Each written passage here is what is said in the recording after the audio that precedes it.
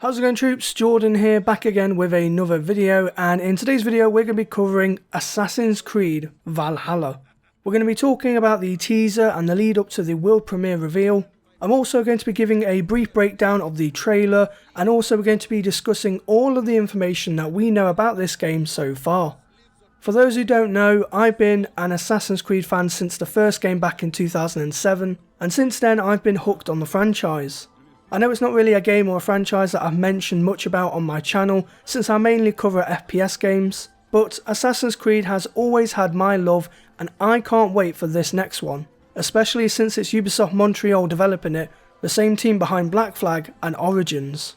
So give the video a thumbs up and make sure you hit the subscribe button as well as the bell notification icon next to it, and let's just jump straight into the video. So for the last year or so we've had leaks and rumours of an Assassin's Creed in a Viking setting, thanks to website listings, insiders leaking and teasing the theme of Vikings, and also Tom Clancy's The Division 2 teasing a Viking poster with Valhalla written on it in-game.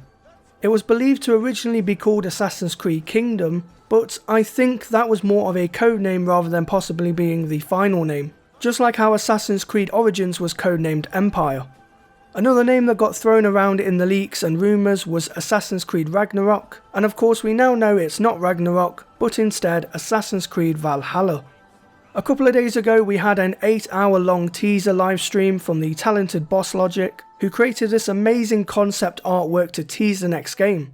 And yes, I'm sad enough to admit I watched it pretty much from start to finish. I honestly didn't think it would be 8 hours long. That's longer than most COD campaigns. Anyway, I'm straying off topic here. At the end of the teaser, we saw the name of the game revealed as Assassin's Creed Valhalla, and that the world premiere reveal trailer would release the next day. #hyped. So let's talk about the cinematic reveal trailer. The trailer begins with us seeing a Viking settlement somewhere in Norway. We then see a statue of the Norse god Odin being gazed upon by some of the settlers. After this, we get to see the first look at our new protagonist, Eivor, who has some ritual blood swiped onto his face in honour of Odin. The next scene shows Eivor and his band of warriors travelling across the North Sea and landing in the rolling green hills of England. The Vikings then begin to raid, pillage and slaughter villages they come by, but an interesting note is we see Eivor and his men stop attacking whenever they come across women with their children, which is something strange because Vikings were kind of known to have killed men, women and children not of their own kind. So it's clear Eivor has some sort of heart. We then move on to seeing the antagonist in the game, King Alfred of Wessex, who later became Alfred the Great. We'll talk more about him later. He's seen writing a letter, likely urging the kings of the other kingdoms to join him in fighting back the Viking raiders. It's one thing to note that the narrator of this trailer is also King Alfred, and you can hear him near the start of the trailer calling these Vikings godless barbarians, which refers to the 7 kingdoms of England, or the Heptarchy, being Christian kingdoms and the Norse believing in their gods, something I think we'll learn more about throughout the story. The next scene shows Vikings in longboats making their way to the shores of England and then engaging in battle with the Anglo-Saxons, which honestly looks so fucking cool. And being able to play in these battles really makes me hope we get to see a Battle of Hastings expansion or something like that later on down the line. Just imagine getting to play in the Battle of Fulford, Stamford Bridge and Hastings. Ooh, Ubisoft, you have to make it happen now. Carrying on, Eivor then sees a hooded figure in the distance which I believe is meant to represent Odin's spirit, and then the figure disappears and a raven is seen flying high above the battlefield. I feel that this scene with the hooded figure is like a tribute to Revelations, when Ezio sees the spirit of Altair. It definitely reminded me of that. Eivor then gets hit badly by this big armoured knight, before engaging in one-to-one combat with him. And just as all is thought to be lost, Eivor pulls out his hidden blade and pierces the eye socket and skull of the knight, who then dies immediately and collapses to the ground. It's interesting to note the hidden blade is equipped on top of the wrist and forearm and not underneath it like in previous AC games, so this might be a different style of hidden blade. And that is pretty much it regarding the cinematic reveal trailer. So now that we've talked about the trailer, here's all of the information that we know so far about Assassin's Creed Valhalla. It's confirmed that it is a single player only game, which puts the rumours of a possible co-op experience to bed. And it is again RPG focused, something that began in Origins and continued on in Odyssey. The game begins in 873 AD, and you start off in a remote settlement in the north of Norway. You play as Eivor, who is the main protagonist of the game, and this character's name is kind of gender neutral, as you can play as a male Eivor or a female Eivor. But the story will remain the same, so it's just a cosmetic choice which I'm honestly okay with. The game will take place in Norway, Scandinavia and the North Sea, but it will mostly take place in England and across the multiple kingdoms like Northumbria, East Anglia, Mercia and of course Wessex, which makes me a very happy Brit. You get to build, create and customise your Viking settlement in England, which will be your kind of home base in this game, so think back to Monteriggioni in Assassin's Creed 2 or Homestead in Assassin's Creed 3. The lead producer of the game, Julien Laferrière, explains to Eurogamer the settlement in more detail. It's at the centre of our quests and the centre of the decisions you make. We want players to see the consequences of their actions. Big story arcs will begin and end here, the impact of your decisions rippling through your growing community. You'll see the effects of alliances, such as weddings to forge relationships between clans, and the consequences of harsh choices you have to face. It's also where you'll see some of the game's romances play out, if you choose to indulge in that is. He then continues to talk about the playable areas in the game and the explorable map by saying, you have to understand where these people are coming from. You'll feel the harshness of the lands, the political pressure there at the time. You'll feel all that and hopefully you'll understand why you have to move to England where most of the game takes place. But Laferrière also mentioned that there will be a few surprise areas as well.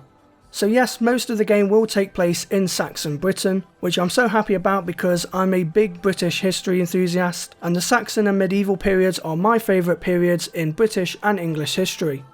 Laferrière then talks about the King of Wessex at the time in England, Alfred the Great, this guy. In the cinematic reveal trailer, he appears in quite a villainous way, which I'm a bit 50-50 on, but I guess you have to have a villain in the game somewhere. However, Laferrière describes King Alfred as a more complex character when Eivor meets him in the game, saying, he is shown in that villainous way in the trailer, but over the course of the game, you'll see there's a lot more nuance to him. Alfred the Great is a very important historical figure we want to treat right, and to do so, it's all in the subtleties and nuances you'll find. I'll briefly explain why Alfred the Great became such a great figure in English history. The Vikings invaded Britain during the 9th century and settled in the kingdom of Northumbria, before moving south and conquering the kingdom of Mercia. The Vikings then had the kingdom of Wessex in their sights, and after numerous battles pushed King Alfred and his men to the point that they were technically on the run. However, Alfred gathered his army and retaliated back against the Vikings, who slowly but surely began to retreat northeast. A truce was then made between Alfred and the Vikings, where he let the Scandinavians remain in the northeast of the island under what was called Dane law. Once this happened, King Alfred unified all the small kingdoms into one single kingdom, a kingdom of Angles and Saxons, the kingdom of Anglo-Saxons. His bravery, sacrifice and leadership awarded him the title of King Alfred the Great. And even now in Winchester here in England, there is a big bronze statue to commemorate the king himself, which just shows the importance he had in our history. There's a bit of education for you. Moving on back to the game, your character is customizable, and as I've mentioned, you get to choose if you want your Eivor character to be a male or female. And you get to choose customizations like hair, clothing, what beard you want, what tattoos you want, and what war paint you want your character to have. You'll also get to customize your gear as well as your Viking longboat. You'll be able to dual wield weapons, and shields are also back for Valhalla, something that wasn't in Odyssey surprisingly. Abilities will also return from Origins, with one of these abilities letting you throw your axe at the enemy for a fatal blow. The Raven of Odin will replace the Eagle, and this time the Raven will let you explore the map and the world around you in a better way that doesn't rely so much on UI. And this is done because Vikings were known to be exceptional explorers of their time. The game will feature fantasy elements of Norse mythology, like in the trailer when Eivor saw the spirit of Odin to give him the strength to keep fighting. And according to Laferrière, the Norse mythos will play a big and cool part during battles and throughout the story.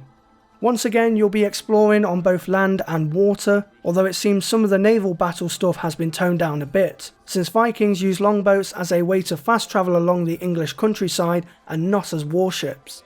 Boats are also the fastest method of escaping after launching an attack on a waterside fort. As Lafayette says, any military location you encounter on the rivers of England is fully raidable. We want you to be playing the ultimate Viking fantasy, so you'll get to have your Viking buddies going with you on a long ship.